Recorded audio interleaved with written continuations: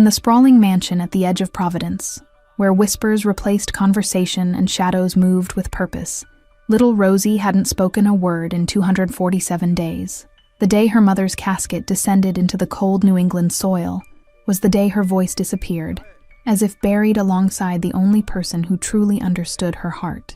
Men in expensive suits moved cautiously around her, these hardened criminals who could make grown men tremble, with a glance reduced to awkward, helpless figures in the presence of a silent 7-year-old. Her father, Salvatore Bianchi, the most feared man in 3 states, had conquered territories and crushed rivals, yet couldn't breach the walls his daughter had built around herself. The finest child psychologists had come and gone, their sophisticated techniques crumbling against Rosie's resolute silence. Her room remained a shrine to what once was, toys untouched, books unread, the curtains perpetually drawn against a world that had taken too much from her. At night, when the mansion grew quiet and the guards changed shifts, her father would sit outside her bedroom door, head in his hands. The mighty Bianchi, who controlled everything from dock workers to judges, powerless against the grief that had stolen his daughter's voice and left a ghost in her place. Rosie would sit for hours by the window overlooking the garden where her mother had once planted roses, her small fingers tracing patterns on the glass. The staff whispered that she was broken beyond repair, a tragic figure in a house built on fear and respect. When Salvatore hosted business meetings, associates' eyes would drift to the small figure who haunted the hallways like a specter, her dark eyes observing everything yet connecting with nothing. They pitied the boss not for his enemies, but for the battle he couldn't win with threats or money. The household staff moved around her like she was made of glass, afraid that the wrong word or gesture might shatter what fragile existence remained. Her school uniforms hung unworn, her backpack collecting dust. Education seemed pointless when the child refused to engage with the world.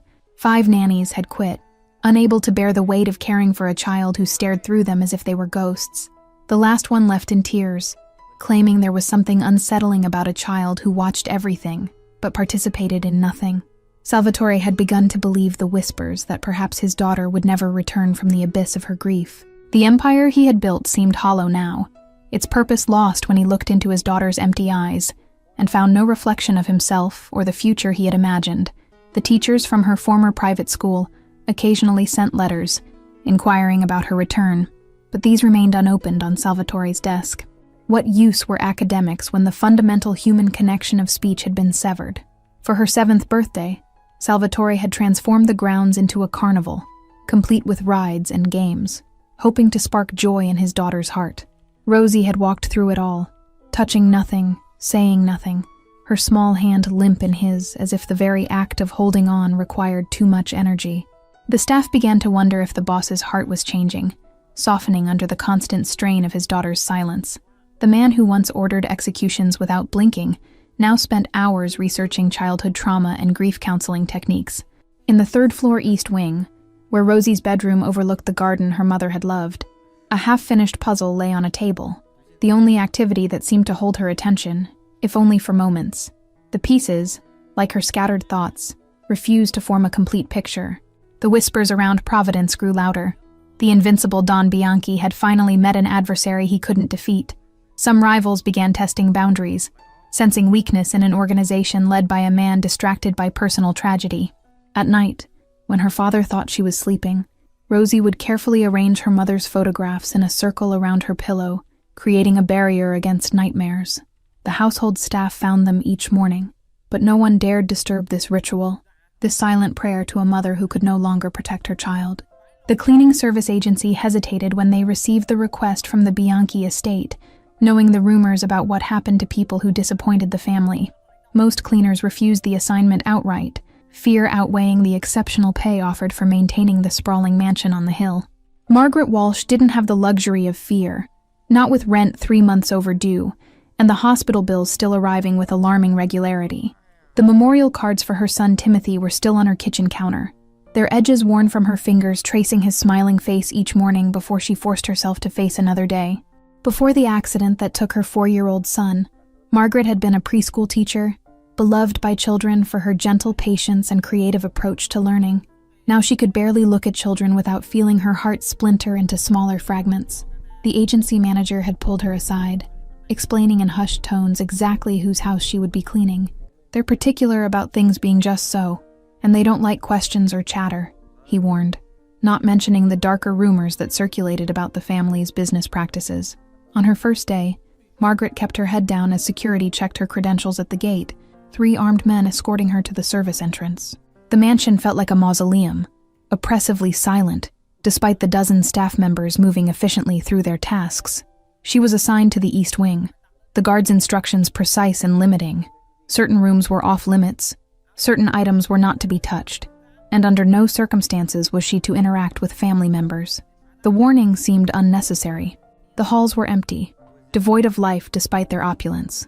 As she methodically worked through the assigned rooms, Margaret became aware of a presence, a small girl watching her from doorways, disappearing when noticed. Like a ghost playing a game of hide-and-seek, the child seemed to materialize and vanish without sound. During her lunch break, sitting alone in the staff kitchen, Margaret overheard 2 security guards discussing the boss's problem in low voices. "It's been 8 months, and the kid still won't talk to anyone, not even him," one murmured, genuine concern evident beneath his gruff exterior. Margaret recognized the symptoms immediately from her teaching background. Selective mutism triggered by severe trauma, the mind's way of protecting itself when reality became too painful to process. She'd had a student once, a boy whose father had died suddenly, who didn't speak for 3 months. The next day, Margaret brought her cleaning cart to the library, where she'd glimpsed the child hiding behind heavy curtains.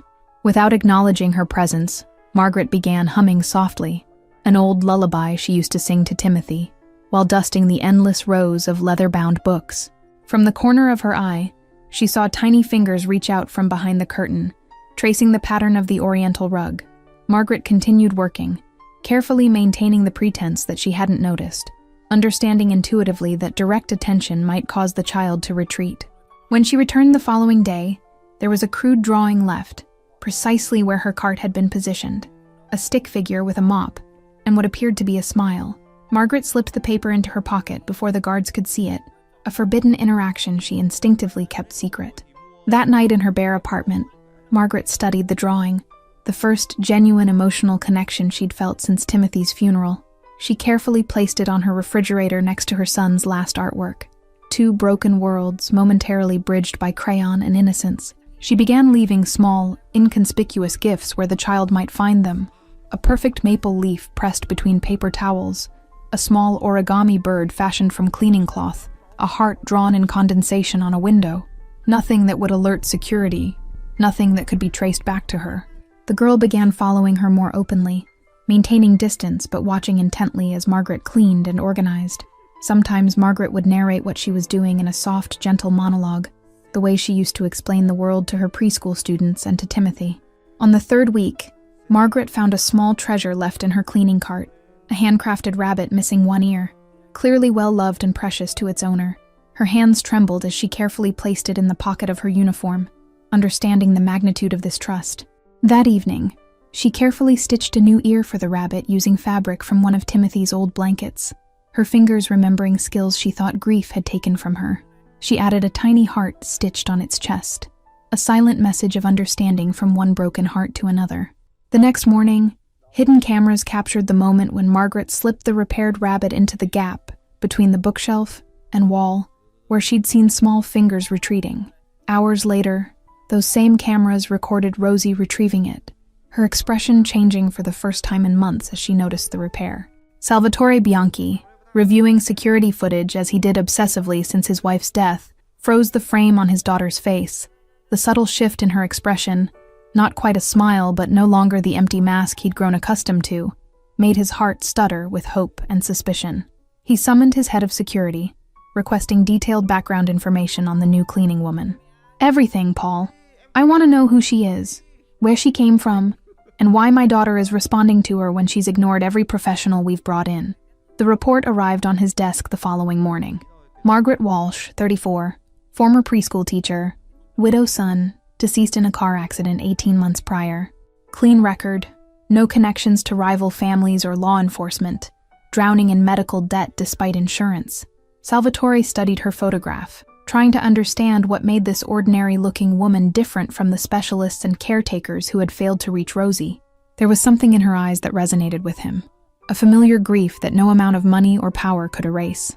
He instructed security to modify the surveillance protocol. Watch them, but don't interfere unless absolutely necessary. For the first time since his wife's death, Salvatore felt a flicker of something beyond the grinding responsibility of maintaining his empire while raising a traumatized child. Margaret noticed the change immediately. Guards maintaining greater distance, doors to previously restricted areas mysteriously unlocked, her access to the house expanding without explanation. The invisible chess game being played around her made her nervous, but her growing connection to the silent child kept her returning. One rainy afternoon, as thunder cracked outside the library windows, Margaret found Rosie curled in a window seat, eyes wide with fear at each lightning flash. Without hesitation, she sat beside her, not touching but close enough to offer security, and began telling a story about rain fairies collecting water for forest creatures. To Margaret's astonishment, the child leaned against her arm as the story continued, a physical connection that brought tears to her eyes. Through the hidden camera, Salvatore watched this simple interaction, his throat tight with emotions he hadn't allowed himself to feel in months. That night, Margaret found an envelope in her bag containing 3 months' worth of her outstanding rent in cash and a note with a single typed sentence, "Whatever you're doing, please don't stop." The handwriting was bold and masculine, the paper expensive, the message clear in its desperation.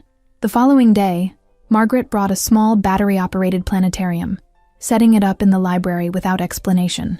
When darkness fell, she switched it on, transforming the ceiling into a swirling galaxy of stars and planets, a perfect recreation of the night sky Timothy had loved so much. Rosie's face in the starlight showed wonder, her small hand reaching upward as if to touch the projected constellations. Margaret softly named each one, explaining the myths behind them, creating a magical world where loss wasn't the end of the story but merely a transformation into something new. From his office, watching on the security monitor, Salvatore witnessed his daughter's face come alive in ways he had forgotten were possible. He poured himself a drink with trembling hands, torn between hope that Margaret could heal his daughter and fear of the vulnerability this represented. The quiet revolution happening in the East Wing did not go unnoticed by Salvatore's underboss, Bruno, whose loyalty to the family was exceeded only by his suspicion of outsiders. He'd seen empires crumble from within, starting with seemingly innocent infiltrations by those who appeared harmless. Bruno instructed 2 of his most trusted men to observe the cleaner's movements, convinced her influence over Rosie must have an ulterior motive. In his world, kindness was merely a mask for something more sinister, a philosophy that had kept him alive through 3 territory wars. Margaret sensed the increased scrutiny, the weight of unseen eyes following her through the mansion's corridors. She continued her work with practiced efficiency, her outward calm masking the anxiety that bubbled beneath the surface like a pot about to boil over. What neither Bruno nor his men could comprehend was the silent language developing between Margaret and Rosie, a glance that conveyed understanding, a small object left as a message, the careful positioning of books to create codes only they understood. Their shared grief had forged a connection deeper than words. In Rosie's room, previously untouched toys began appearing in new arrangements, evidence of play happening when no one was watching. The pristine bedsheets showed signs of use, the dust on her bookshelf disappeared, small but significant shifts that hinted at a child gradually returning to life. Salvatore began rescheduling meetings to coincide with Margaret's cleaning schedule, finding reasons to pass by the library or garden when she might be there with Rosie. He observed their interactions from a distance, studying the woman who had accomplished what his money and power could not. One rainy afternoon, as Margaret organized books in the library, she felt a presence behind her that wasn't Rosie's. Turning slowly, she found herself face to face with Salvatore Bianchi, his imposing figure softened by the unmistakable weariness of a parent worn thin by worry. "You were a teacher," he stated rather than asked, his voice low and controlled despite the intensity of his gaze. Margaret nodded, her hands instinctively tightening around the book she held, a shield against the power this man represented. What passed between them in that moment wasn't spoken, a recognition of shared pain, a mutual understanding that they were 2 adults orbiting a child's grief, each with their own reasons for needing to help her find her way back. Salvatore left without another word, but the atmosphere had shifted irrevocably.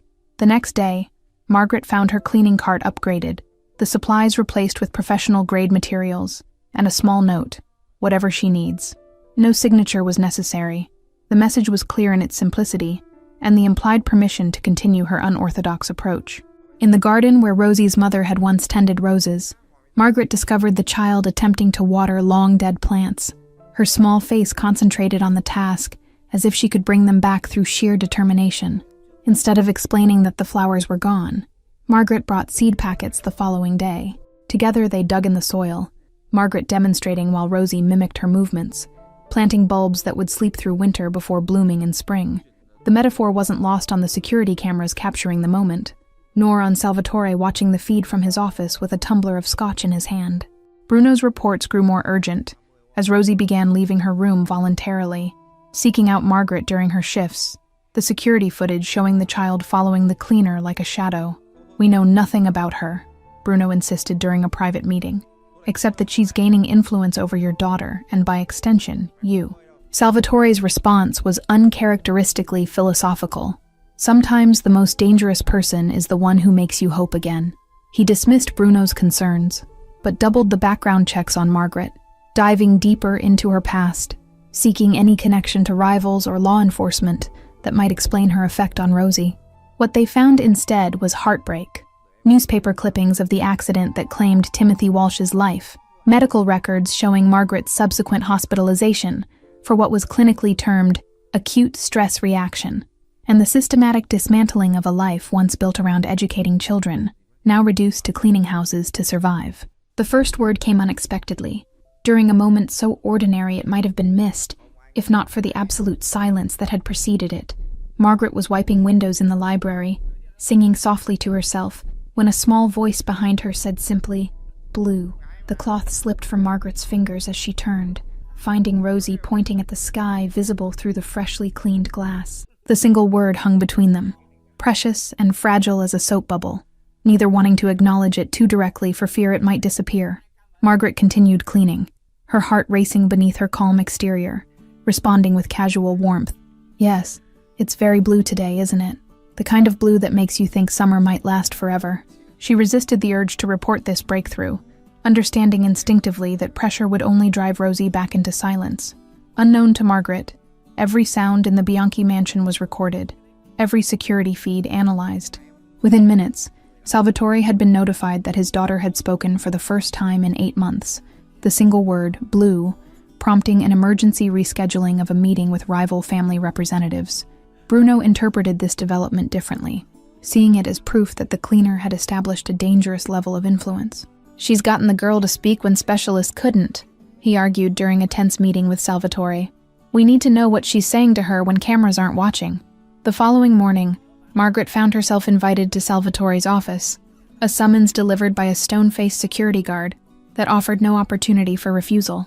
The journey through the mansion's west wing revealed a different world, one of business and power rather than domestic life. Salvatore stood when she entered, a courtesy that surprised her, gesturing to a chair across from his imposing desk. "My daughter spoke yesterday," he stated, eyes studying her reaction. "One word, but it's the first sound she's made since her mother's funeral." Margaret met his gaze steadily, sensing that her response would be measured carefully. "Children heal in their own time, Mr. Bianchi. Rosie's silence isn't stubbornness or defiance. It's protection against a world that became too painful too suddenly." A muscle twitched in Salvatore's jaw, the only indication that her words had affected him. "You lost a child," he said after a long pause. "My security team says that's why you understand her, why you can reach her when others can't." The directness of his statement stripped away Margaret's professional veneer, leaving her vulnerable in a room with a man known for exploiting weakness. "Yes," she replied simply. "I know what it's like when grief takes your voice. Sometimes the only people who can hear you are those who've experienced the same silence." Salvatore rose abruptly, moving to the window that overlooked the garden where Margaret and Rosie had planted bulbs. "Her mother was killed in a targeted hit meant for me," he revealed, his back to Margaret, shoulders rigid with the confession. "Rosie was in the car. They pulled her out before setting it on fire. A mercy from people who wanted me to live with the consequences rather than die quickly." Margaret absorbed this information without visible reaction, though her mind raced with implications. "And you've been keeping Rosie isolated since then, surrounded by security, afraid they might come back for her," she concluded, understanding now why the child's world had shrunk to the confines of the mansion. "I've been keeping her alive," Salvatore corrected, turning back to face Margaret with an intensity that made her breath catch. But I'm beginning to wonder if there's a difference between surviving and living, and which one I've condemned her to. The request, when it came, was not what Margaret expected. Salvatore asked her to expand her role beyond cleaning, to spend structured time with Rosie daily, to create a routine that might help the child reclaim some normalcy. The salary he offered was more than she'd made as a teacher, enough to clear her debts and start fresh. Bruno's objections were overruled, though his concerns about security protocols for the new arrangement created tension within the household. Additional cameras were installed in areas where Margaret and Rosie spent time together, guards positioned within earshot but out of sight. The annual gathering of Bianchi family associates was a tradition dating back generations, a display of power and unity that no personal tragedy could be allowed to disrupt. Rosie had been informed she would make an appearance, her first formal introduction to the wider family circle since her mother's death. Margaret spent the morning helping her prepare, styling her hair with gentle hands, and telling stories about brave princesses who faced dragons, a transparent metaphor for the evening ahead. Rosie remained mostly silent, though she now occasionally offered single words: pretty, scared, stay, each one treasured like rare gems. The child's dress, selected by a stylist under Salvatore's direction, was age-appropriate yet clearly expensive, a reminder of her position as heir to an empire built in shadows. Margaret fastened the pearl buttons up the back with steady fingers, pretending not to notice how the child trembled beneath the fabric. As evening approached, Rosie's anxiety manifested physically. Her breathing quickened, her small hands cold and clammy when Margaret held them. "Remember, you can come back to your room whenever you want," Margaret reassured her, knowing Salvatore had agreed to this escape clause after lengthy discussion. The ballroom gleamed with crystal and polished silver, dozens of conversations hushing momentarily as Salvatore entered with Rosie's hand clasped firmly in his. Margaret watched from a strategic position near a service entrance, close enough to intervene if needed but invisible to most guests. Rosie's composure lasted exactly 27 minutes before the combination of unfamiliar faces, loud conversations, and a champagne glass shattering nearby triggered a response that no one was prepared for. The child's scream cut through the elegant murmur of the gathering like a knife, her body collapsing to the floor as she curled into herself, hands over her ears. Security responded instantly, moving toward Rosie with hands on concealed weapons, scanning for external threats while guests backed away in confusion and alarm. Salvatore froze, caught between his roles as father and leader, the dual responsibilities momentarily paralyzing his response. Margaret moved without conscious thought, pushing past guards and guests alike to reach the child huddled on the polished marble floor. She knelt beside Rosie, creating a physical barrier between her and the startled onlookers, her voice low and steady as she guided the child through breathing exercises practiced during quieter moments. "Just like we talked about, Rosie. In through your nose while I count to 4, hold for 4, out through your mouth for 4, Margaret murmured, demonstrating the rhythm without touching the child, respecting the invisible boundary that panic had erected around her.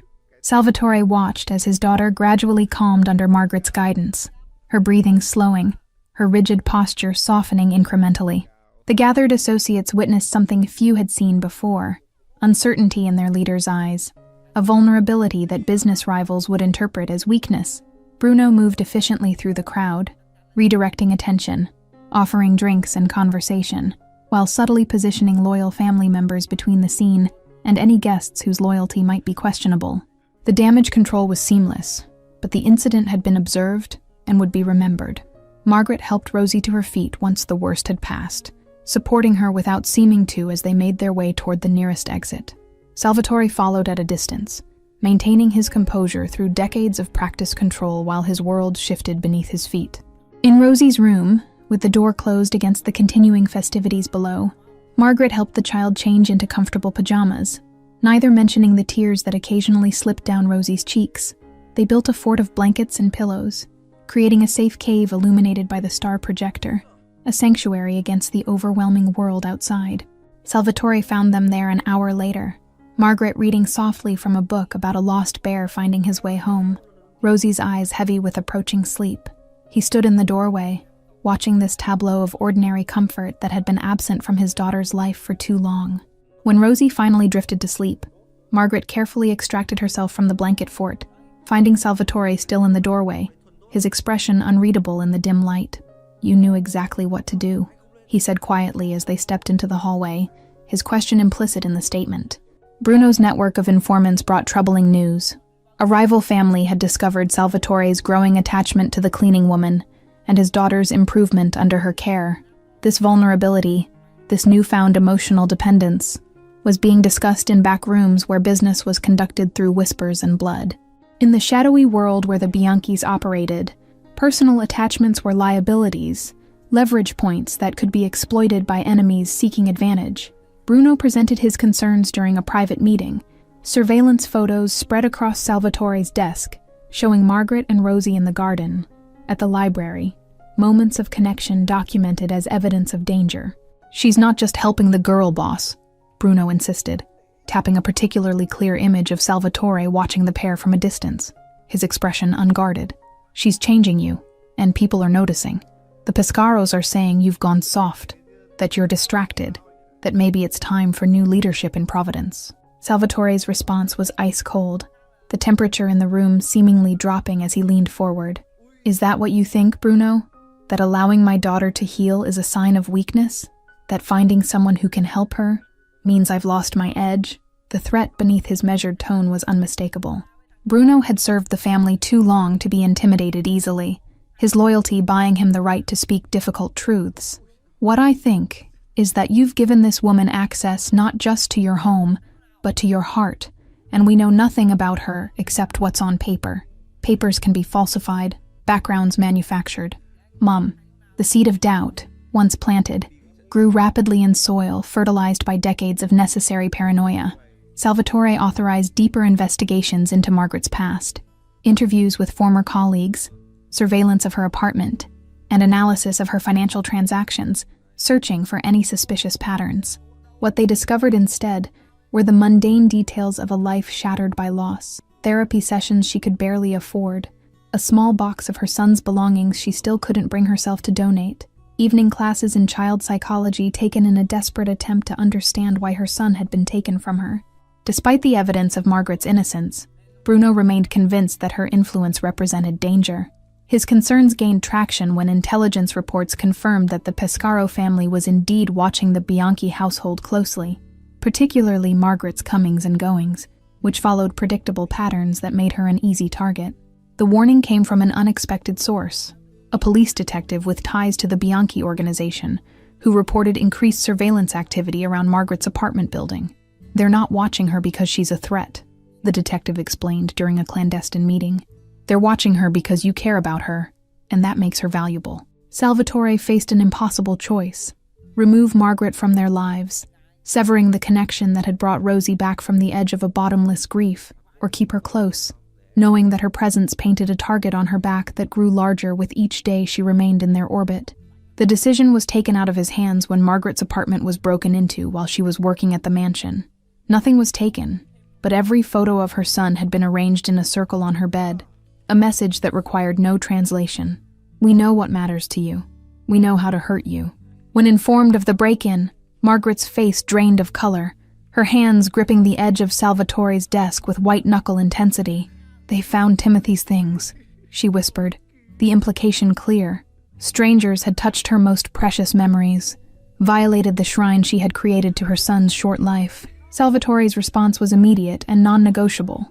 Margaret would move into the estate's guest house effective immediately, her apartment leased to someone else under a different name, her remaining possessions transferred under heavy guard. The walls that protected his family would now extend to include her. Bruno objected strenuously, arguing that bringing Margaret closer was exactly what their enemies wanted, creating a consolidated target rather than distributed vulnerabilities. "You're thinking with your heart, not your head," he warned during a heated exchange that ended with Salvatore reminding him sharply of the chain of command. The guest house transformation occurred with military precision. Security systems upgraded, bulletproof glass installed, panic buttons positioned strategically throughout the small but elegant space. What had once been designed for visiting associates became a fortress within a fortress. A visual representation of Margaret's new status within the Bianchi hierarchy. The morning after Margaret moved into the guest house, Rosie appeared at her door unescorted, clutching her repaired rabbit and a small backpack. "Breakfast," she said simply, the single word an invitation rather than a request. her free hand extended with an expectancy that brought tears to Margaret's eyes. Together they walked to the main house, trailed at a discreet distance by security personnel, who had clearly been instructed to allow this unprecedented independence. In the kitchen, the staff glanced curiously at Margaret in her civilian clothes, rather than her cleaner's uniform, this visual signifier of her altered position, creating ripples of speculation throughout the household. Salvatore joined them halfway through their meal, his entrance causing an immediate exodus of kitchen staff seeking to give the unusual trio privacy. He poured coffee with his own hands, a domestic gesture at odds with the power he wielded beyond these walls, his eyes frequently darting to Rosie as she arranged fruit into patterns on her plate. "I need to attend to business matters today," he announced, directing his words primarily to Margaret, though his eyes remained on his daughter. "There have been complications requiring my personal attention. Paul will remain here with additional security. No one leaves the property until I return." After he departed, the atmosphere in the mansion shifted perceptibly, Bruno's authority filling the vacuum left by Salvatore's absence. He made no attempt to hide his surveillance of Margaret and Rosie, his presence a constant shadow as they moved through their day, his disapproval evident in every terse instruction to the security team. In the library that afternoon, as Margaret helped Rosie with basic reading exercises, the child surprised her with a complete sentence, her first since the trauma. "Why doesn't Bruno like you?" she asked, her voice rusty from disuse, but her perception razor-sharp, missing nothing despite her silence. Margaret chose her words carefully, aware of the microphones undoubtedly recording their conversation. "Sometimes people worry about change, especially when they care deeply about protecting someone they love.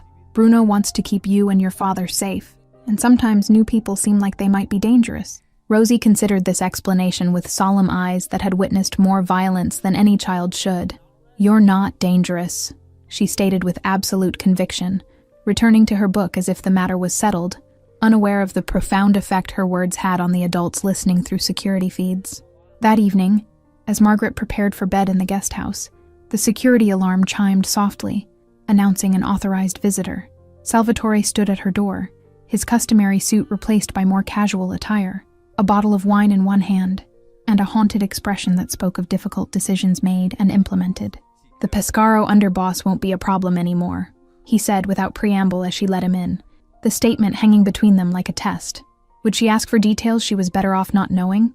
Or would she accept the reality of who he was and what his world required? Margaret's response surprised both of them. She took the wine bottle from his hand and moved to the kitchen for glasses, her silence neither condemnation nor approval, but simple acceptance of complexities beyond her control. "Rosie formed a complete sentence today," she offered instead, changing the subject to safer ground. They sat in her small living room, the security monitors visible on her wall displaying the perimeter of the guest house, a constant reminder of danger and protection. "Bruno doesn't trust me," Margaret stated after her first sip of wine. "He believes I'm a weakness in your organization, a way for your enemies to hurt you through Rosie." Salvatore's laugh held no humor. "Bruno doesn't trust anyone, including himself most days. But he's not wrong. Caring about people is dangerous in my world. It creates vulnerabilities that can be exploited." He studied her over the rim of his glass, searching for judgment or fear and finding neither. "I understood what I was walking into when I moved here," Margaret replied, her gaze steady and direct. "I've spent 18 months drowning in grief for my son, going through motions that looked like living but weren't. Helping Rosie has helped me too. Some risks are worth taking." Something shifted between them in that moment, an acknowledgement of truths too complicated for simple definition. They talked for hours, about Rosie's progress, about Timothy, about the wife and mother whose absences had shaped them all, their conversation carefully avoiding the bloodier aspects of Salvatore's business, while never pretending they didn't exist. Dawn was breaking when Salvatore finally left, their connection deepened by shared vulnerability and mutual respect. Neither could have predicted that as they spoke, Bruno was meeting with associates concerned about the family's changing dynamics, men who saw Salvatore's evolving priorities as evidence of weakness rather than growth. The warehouse on the outskirts of Providence had served as a Bianchi distribution center for decades, its unremarkable exterior concealing operations that generated millions in revenue annually. On a rain-slicked Tuesday afternoon, it became something else entirely, the backdrop for a power struggle that had been brewing since Margaret entered their lives. Salvatore received the call during a rare moment of normalcy. He'd been watching Margaret help Rosie plant flowers in small pots for her windowsill, the domestic tranquility a sharp contrast to the message delivered in his security chief's tense voice. Bruno's called a meeting at the waterfront facility. They're saying it's about the future of the family business. The code was clear to anyone who had navigated family politics for as long as Salvatore had.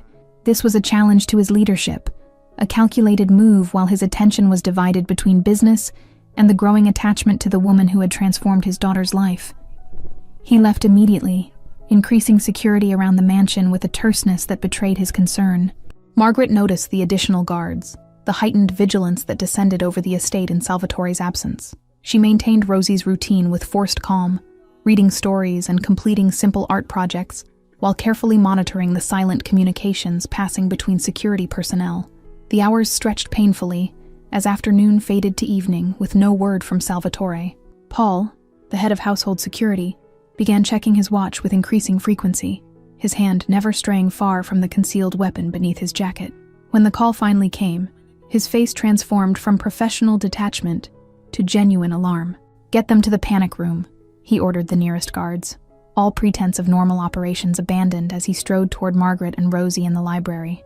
"Now, no questions. Move." His urgency brooked no argument as he herded them toward the concealed entrance behind a bookcase that Margaret had only been shown theoretically during her security briefing. Inside the fortified space, with steel doors sealing them from the outside world, Paul finally explained, Salvatore had been ambushed at the warehouse, Bruno's loyalty proven false by a carefully orchestrated coup attempt. "The boss is alive," he assured them, though his expression suggested the situation remained dire. "But there's a cleanup operation underway. You'll stay here until we're certain the property is secure." Hours passed in the windowless room, Rosie eventually falling asleep on the small bed, while Margaret remained awake, her mind constructing and discarding scenarios of what might be happening beyond their shelter. When the door finally opened, she expected Paul or another security team member, not Salvatore himself, his expensive suit stained with substances she chose not to identify, his expression hardened by whatever had transpired. "It's over," he stated simply, his eyes softening as they found Rosie sleeping peacefully despite the chaos that had erupted around their carefully constructed new normal. "Bruno miscalculated how many men would follow him. Those who remained loyal have been rewarded. Those who didn't," he left the sentence unfinished, unnecessary details hanging in the space between them. Margaret approached him slowly, her eyes cataloging the small injuries visible on his face and hands, defensive wounds that told a story of direct conflict rather than ordered execution. Without speaking, she led him to the small bathroom in the corner of the panic room, wetting a clean towel to gently wipe blood from a cut above his eyebrow. The intimacy of the gesture suspended them in a moment, outside the violence of the day, Salvatore's breath catching as her fingers brushed against his temple. "You should be afraid of me," he murmured, his voice barely audible. "After what I did today, what I've done my whole life, you should be running as far from me as possible." Margaret's hands remained steady as she continued cleaning his wounds. "I'm not naive about who you are, or what your business entails," she replied quietly, mindful of Rosie sleeping nearby. "I made my choice when I moved into the guest house. I choose to see the father who would burn down the world to protect his daughter, not just the man who controls Providence through fear." Something broke open in Salvatore then, a dam of emotion held in check by decades of necessary ruthlessness. He pulled Margaret against him, his embrace fierce and desperate, seeking connection rather than passion, affirmation of humanity when he had spent the day demonstrating its absence. She held him without hesitation, offering strength rather than taking it. Later, with Rosie awake and the three of them escorted back to the main house under heavy guard, Margaret watched as Salvatore knelt before his daughter, explaining in simple terms that bad men had tried to hurt them, but were now gone. The child's response astonished them both. She reached out to touch her father's injured face with gentle fingers, then turned to Margaret with perfect clarity in her eyes. "You fixed my rabbit. Can you fix Daddy too?" In the weeks that followed, as Providence's underworld adjusted to the reminder of Salvatore's ruthless efficiency, the Bianchi household underwent its own revolution. Margaret's role evolved from unofficial therapist to something more integral, her presence at family meals and business functions becoming expected rather than exceptional. Rosie's progress accelerated with stability. Full sentences gave way to paragraphs. Silence transformed into occasional laughter. She began asking questions about her mother, retrieving memories long suppressed by trauma.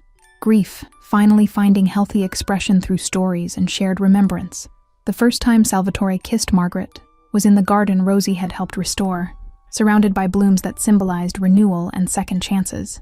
The moment was unplanned, growing naturally from a conversation about the future, about possibilities neither had dared consider during their darkest days of grief. Rosie found them there, her small face lighting with understanding beyond her years. "Are we going to be a family now?" she asked, the directness of childhood cutting through adult complications with perfect precision. The question hung in the summer air, weighted with potential and fragile hope. "I think perhaps we already are," Salvatore answered, looking to Margaret for confirmation, for permission to believe in something he had never thought possible. Redemption through love rather than penance through isolation. Her smile was answer enough, the three of them connected by loss and healing and unexpected second chances. 6 months later, as autumn painted Providence in amber and gold, Margaret officially adopted Rosie in a private ceremony, attended only by those who had earned absolute trust. The paperwork made official what had already been true, that families are sometimes formed in the aftermath of shattering loss, built from broken pieces that fit together in unexpected ways. Thank you all for following this story. If you enjoyed it, please write in the comments where you're watching from. And don't forget to like, subscribe, and share the video, because your support is important for me to continue creating here.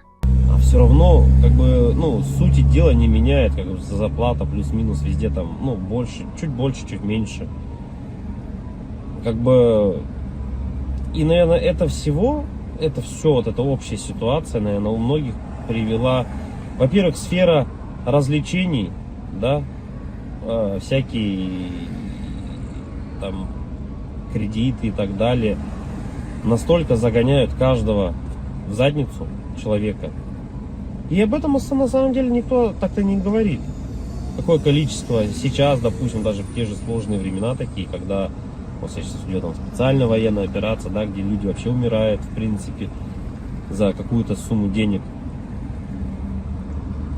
То есть какая мотивация, то есть у мужика идти типа на войну, воевать и заработать денег? Потому что он вот в обычной жизни не понимает, типа, как реализовать себя. Он понимает, что он может пойти работать на какую-то работу, где зарплаты его все равно не будет хватать. Как бы тут тоже двойственная сторона. Хорошо, когда она есть, плохо, когда ее нету. Да, вот это маленькая даже зарплаты. Но морально-то ты все равно подавлен. Ты понимаешь, да, я там пойду туда, но как бы смысла мне этого не принесет большого. Да, у меня там станет, если я вообще не работаю и буду работать за 50 тысяч, хорошо, что они у меня есть, я смогу там покушать себе купить, но это же дизмораль. Когда ты заходишь в интернет и видишь, как люди там в Дубае летают, покупают себе огромное количество автомобилей какие-то, много всего такого, что ты за эту зарплату себе никогда в жизни позволить не сможешь. И как человеку оставаться морально типа сильным? Что ему нужно делать?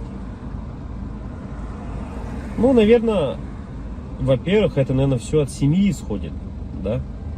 То есть, какая семья у тебя, как она построена. Если ты один живешь, это сложно, да, ты будешь сам себя, но у тебя опять-таки, возможно, родители, если есть, которые друзья поддержат тебя в какой-то момент, хотя бы просто отвлекут тебя от этих мыслей. А если у тебя, к примеру, там семья, жена, к примеру, да, есть дети, то тут, наверное, поддержка только от них исходит какая-то. Вот, чтобы не упиваться в своих мыслях о том, что какая нынче сложная жизнь. И, наверное,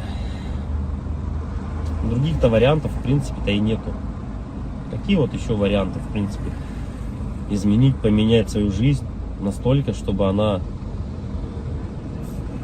была, казалась тебе удачной, да, реализованным себя в жизни, в чем-то.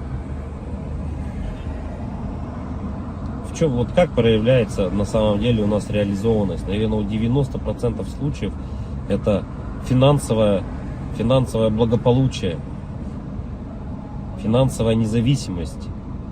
Это, наверное, одно из таких ключевых моментов, когда человек, наверное, считает себя реализованным, да, в этой жизни. То есть, как добиться этого? То есть, с учетом того, что даже возьмем нашу страну, да, сколько миллионов людей здесь живет, как каждому добиться этого результата? Непонятно. И с каждым годом просто ситуация становится все хуже и хуже. Все дорожает, люди зарабатывают либо столько же. Ну, даже если они зарабатывают столько же, на самом деле этого все уже недостаточно. К чему это все приведет на самом деле? В оконцове, наверное, мир погрязнет в большую депрессию в какую-то. Какие-то войны, возможно, или еще что-то еще больше глобальных таких вещей, которые не приведут ни к чему хорошему на самом деле. Поддержка каждого человека именно для того, чтобы он держался, наверное, морально, заключается в том, что, ну, наверное, дом, в который ты приходишь, должен быть крепостью твоей. Да? Что это единственное должно быть место, где ты будешь чувствовать себя под защитой. Для этого было и придумано, наверное, своя пещера изначально, потом свои какие-то чумы, палатки различные, да, потом все это превратилось. На данный момент это у нас дома, квартиры, в которые мы приходим и должны ощущать себя в безопасности. Чтобы можно быть немного морально расслабленным с учетом того, что ты выходишь каждый день на работу, на улицу, и все равно давление вот это вот, оно все равно присутствует. Когда ты заходишь в магазин, видишь цены эти, да, и так далее, не можешь себе что-то там приобрести, позволить на ежедневной основе, это откладывает большой, наверное, отпечаток. Не, наверное, а точно. И поэтому, когда возвращаясь домой, ты чувствуешь, вот хотя бы есть типа уголок того места, куда ты можешь прийти.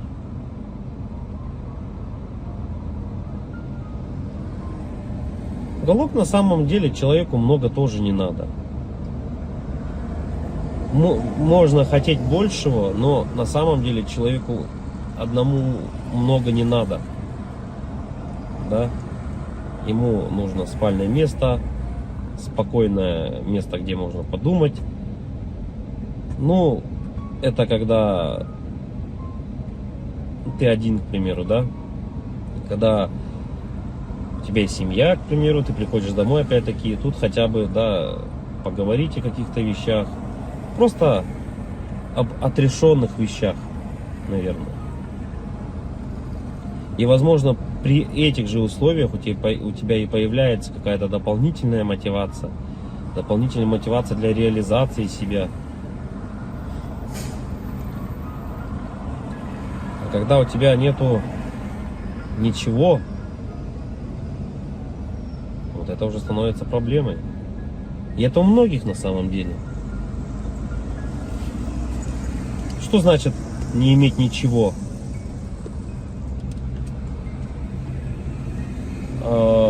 Тут, наверное,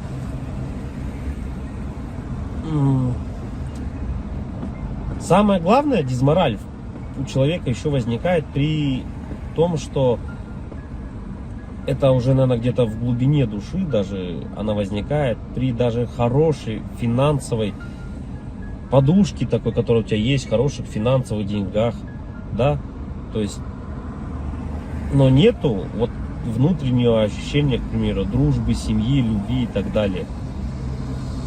Это уже отдельно на самом деле разговор, потому что мы, вот, к примеру, можем взять, как сейчас вот Новстрой, если кто-то смотрит, насколько тяжело обладать такими финансами и не иметь, по сути, ничего.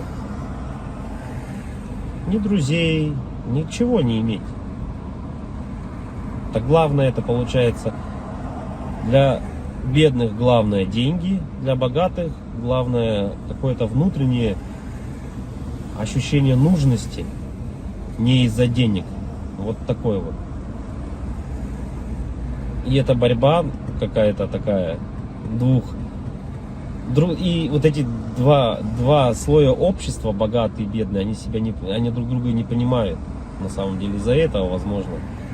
Потому что богатый человек, он уже не смотрит на деньги, он не считает эти деньги. Ему важно внутреннее вот это вот ощущение того, что он нужен без них даже. Это как Тони Старку сказали: а кто ты без костюма? На вот это я филантроп, тудым-сюдым, он сказал, да? Так и человеку, у которого много денег, ты задашь вопрос: а кто ты без денег? Ну, что ты представляешь себе без денег? Вот и это, наверное, возможно, таких людей богатых, как вот, например, там Мелстрой, задав ему этот вопрос: а кто ты без денег? Он на него ответить-то и не сможет. Обратная сторона людей бедных, да, вот если мы посмотрим, человеку